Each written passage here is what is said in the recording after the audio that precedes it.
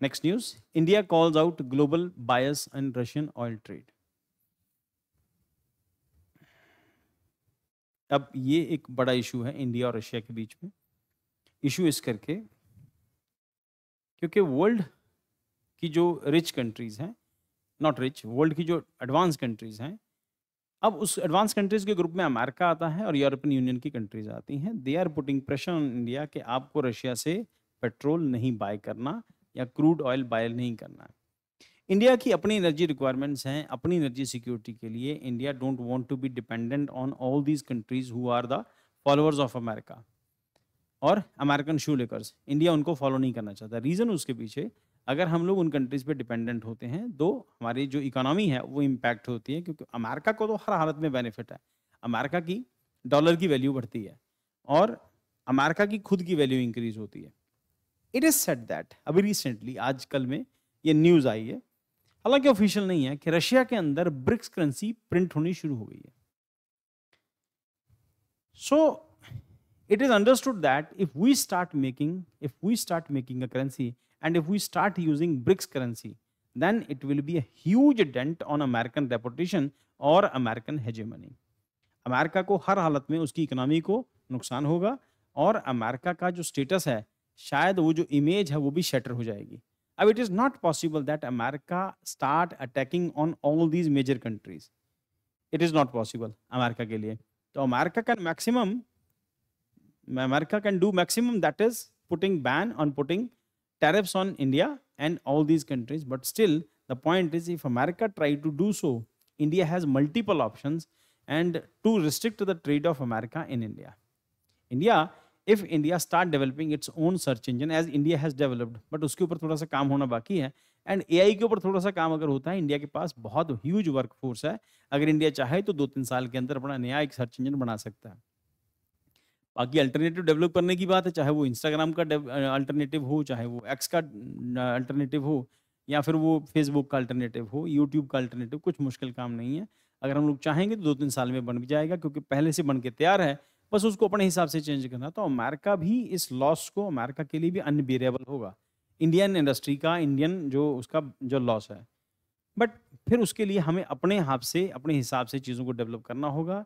As we always discuss, हमें अपने potential को, अपनी पावर को पहचानना होगा, इंडियंस को खासतौर के ऊपर। And wish if we work like a country, सारा कंट्री मिलकर अगर काम करेगा तो डेफिनेटली 5-7 साल के अंदर, 10 साल, 20 साल के अंदर इंडिया भी डेवलप्ड कंट्री की कैटेगरी में होगा। But as we have discuss, जब हम लोग छोटे छोटे इश्यूज़ के ऊपर, लिंग्विस्टिक इश्यूज़ के ऊपर, रिलीजियस इश्यूज़ के ऊपर आपस में लड़ते रहेंगे तो ये कंट्री कभी तरक्की नहीं कर सकती, जिसको हम लोग सेक्युलरिज्म की डेफिनेशन में 2 बार हम पिछली प्रीवियस क्लास में डिस्कस किया। एक इंडियन सेक्युलरिज्म और दूसरा लिंग्विस्टिक सेक्युलरिज्म। जब इन सब चीज़ों से निकलेंगे तो कुछ भी करना पॉसिबल है। अब अगर हम लोग अपने पोटेंशियल को पहचानते हैं और हम ब्रिक्स के अंदर अपनी करेंसी इंट्रोड्यूस कर ही देते हैं, अमेरिकन प्रेशर को इग्नोर करते हुए, अमेरिका के पास मैक्सिमम एक ऑप्शन है कि वो पाकिस्तान को प्रमोट करना शुरू करेगा। हमारे लिए थोड़ी दिक्कत हो सकती है क्योंकि चाइना से अपनी को खास नहीं बनती, बट अगर इंडिया और चाइना चाहेंगे तो एक दिन के अंदर अपना बाउंड्री डिस्प्यूट, चाइना चाहेगा तो एक दिन में बाउंड्री डिस्प्यूट खत्म कर लेगा। चाइना कम्युनिस्ट कंट्री है, उसके लिए लॉ में चेंज करना, लॉ बनाना कुछ मुश्किल काम नहीं है। हाँ, पाकिस्तान को हैंडल करना है, वो अगर चाइना इंडिया साथ आ गए तो पाकिस्तान अपने आप में ऑटोमेटिकली हैंडल हो जाएगा। तो पाकिस्तान का हमें इतना थ्रेट भी नहीं है, आजकल हम पाकिस्तान को कंसिडर भी नहीं कर रहे हैं।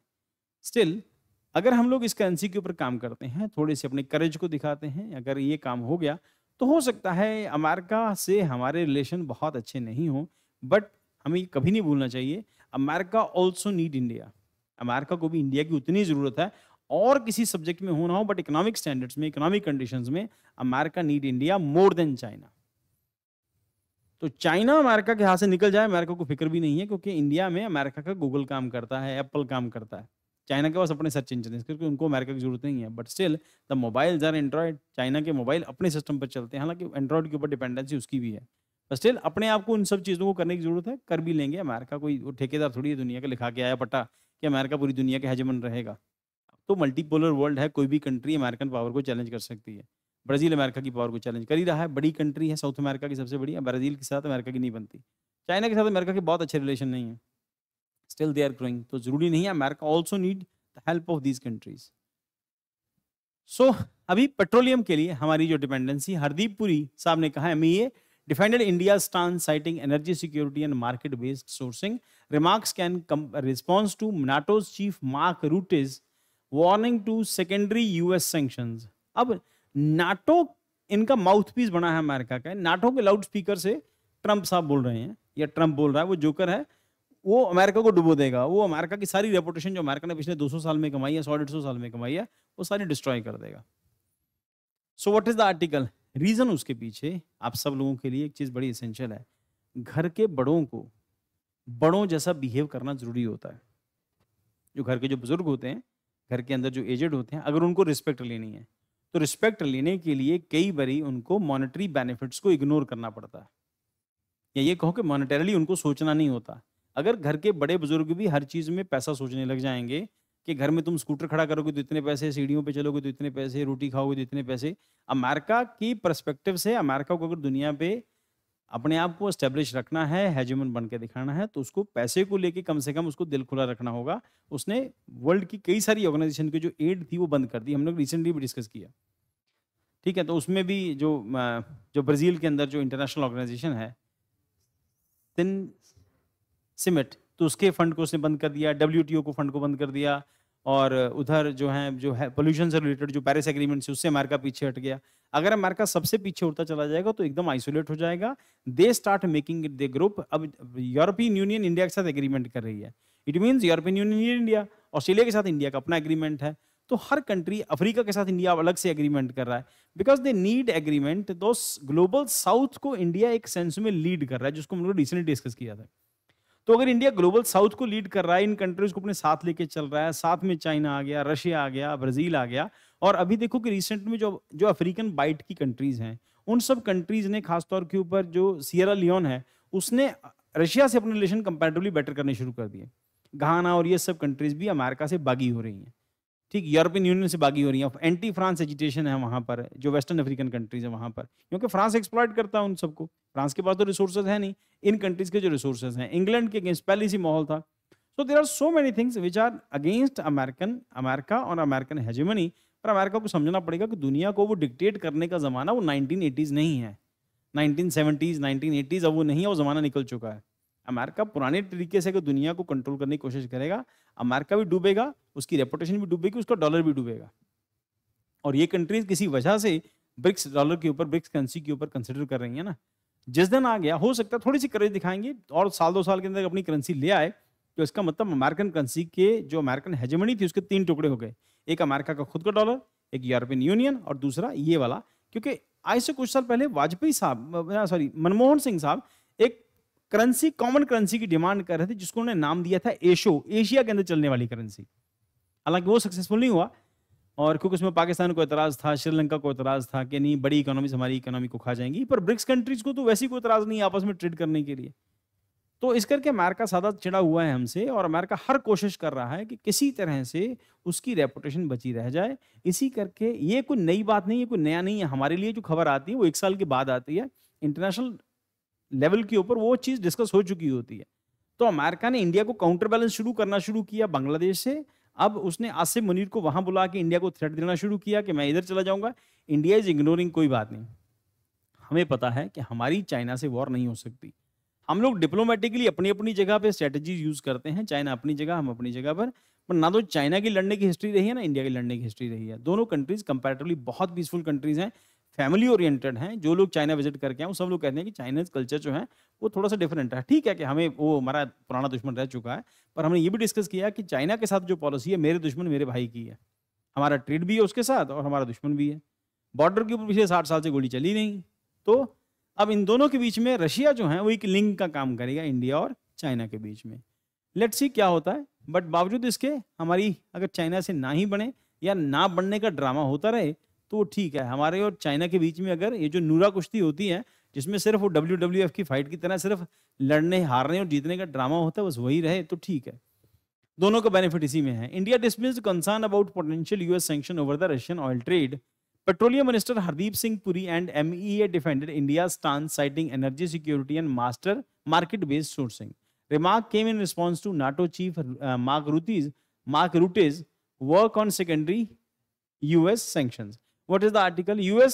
The new US sanction threat looms over India-Russia oil trade. Donald Trump, current US president, is threatening secondary sanctions on the nations trading with Russia. A 50 days ultimatum has been proposed for Russia to end the Ukraine war. Proposed penalties could hit countries like India, China, Brazil. The US Congress is even considering 500% tariff on Russia's energy buyers.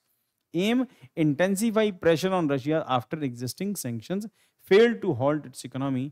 अगर America किसी country पर 500% tariff लगाएगा, retaliatory action में वो भी तो country American products को ban करेगी, ये तो कंफर्म है ना। तो अमेरिकन प्रोडक्ट अगर बैन होंगे तो अमेरिकन इकोनॉमी तो खुद से कुछ प्रोड्यूस नहीं करती ना, वो तो सब बाहर से प्रोड्यूस करवाते हैं।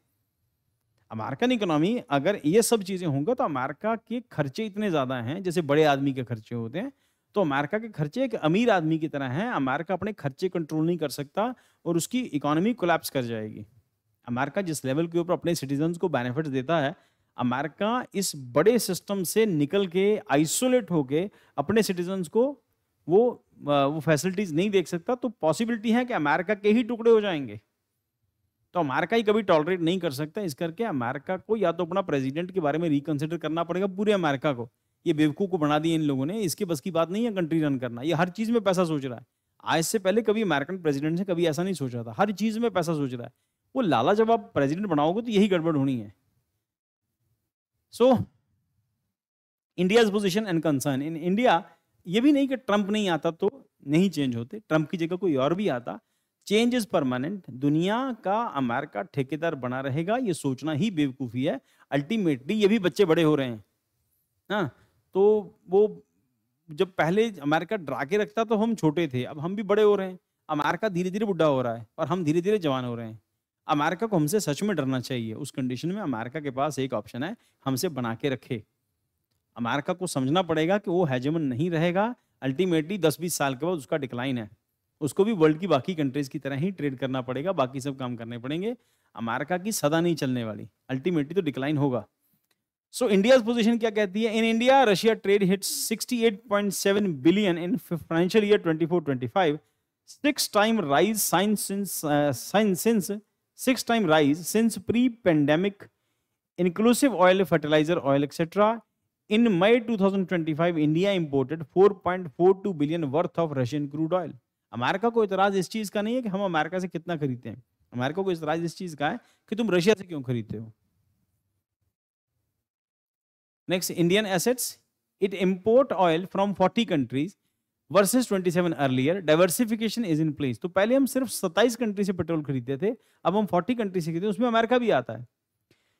Can adopt supply lines if needed, new sanctions could hurt India US trade deal talk, global oil prices and economic stability, US may hesitate to act harshly due to possible China fallout, negative impact on energy market, strategic partnership with India.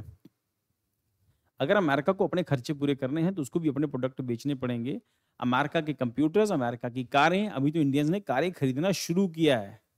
अभी तो Indians के घर में AC लगने शुरू हुए हैं। ठीक, आने वाले 10 साल के अंदर कारों की डिमांड और बढ़ेगी। और अमेरिका का अगर वो अपनी कार लेके इंडिया में आया है, तो टेस्ला की कार है, तो इंडिया में 60 लाख रुपए को बहुत बड़ी बात नहीं है। जब टैक्स ट्रीटी साइन हो जाएगी, इंडियन कंपनीज कंपैरेटिवली अच्छी कारें बना रहे हैं। टाटा की हैरियर बहुत अच्छी गाड़ी है और महिंद्रा की गाड़ी बहुत अच्छी है। इसके अलावा BYD है, इसके अलावा हुंडई है, उसके अलावा जो किया है, ये सब अपनी अपनी इलेक्ट्रिक कारें लेके आए हैं।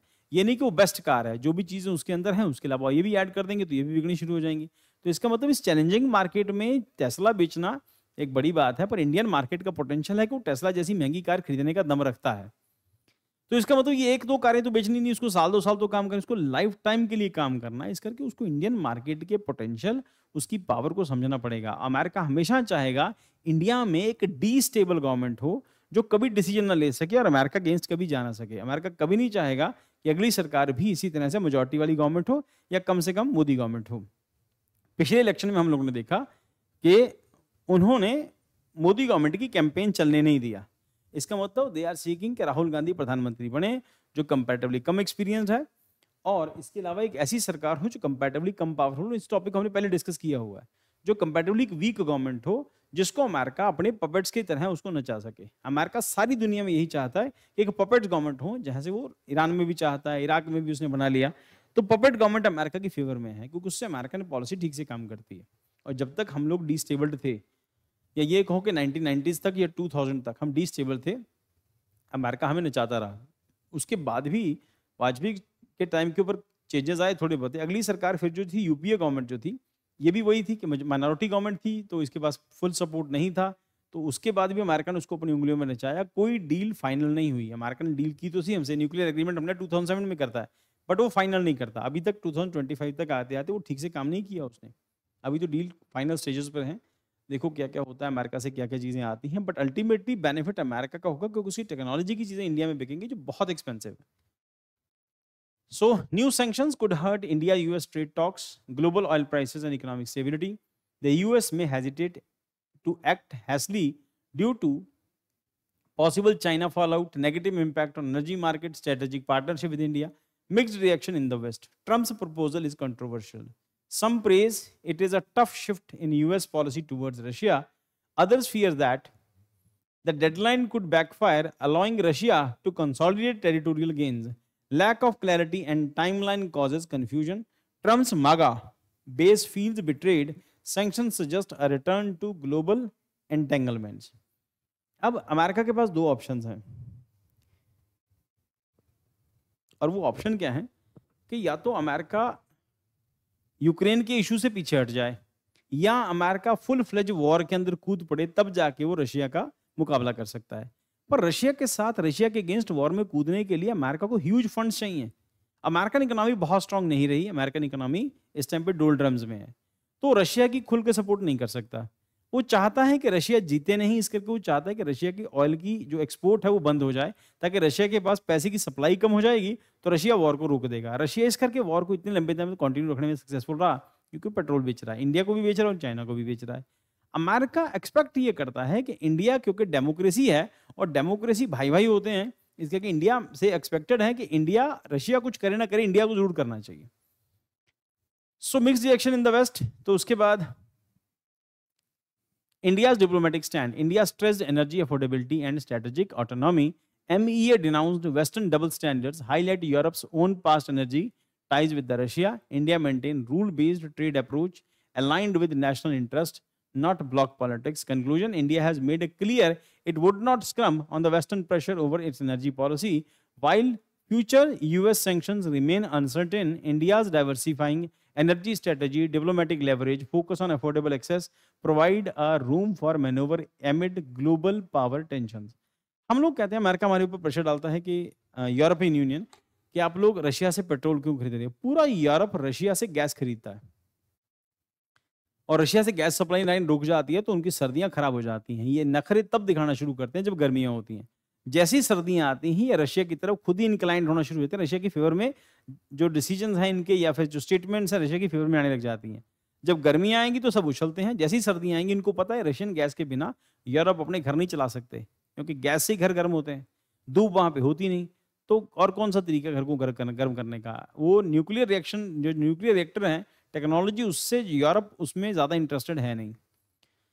तो अभी तो प्रेशर डाल रहे हैं, फिर यूरोप जब आ जाएगा तो खुद उनको गैस की जरूरत पड़ेगी, तो रशिया से गैस पाइपलाइन के थ्रू गैस खरीदेंगे। सो ये सिर्फ अपने स्टैंडर्ड्स हैं, हर किसी के लिए, हर कंट्री के लिए यार्डस्टिक अलग होती है, अपने लिए अलग है, दूसरों के लिए यार्डस्टिक अलग होती है। तो इस करके इंडिया की स्ट्रॉन्ग फॉरेन पॉलिसी के अंदर स्ट्रॉन्ग इकोनॉमी का रोल जो है बहुत इंपॉर्टेंट है। जितना इंडिया अच्छा इकोनॉमिकली परफॉर्म करेगा, उतनी हमारी बार्गेनिंग पावर ज़्यादा होगी। तो आज की क्लास में इतना ही, कल मिलते हैं, कल कंटिन्यू करते हैं। Thank you for joining the class.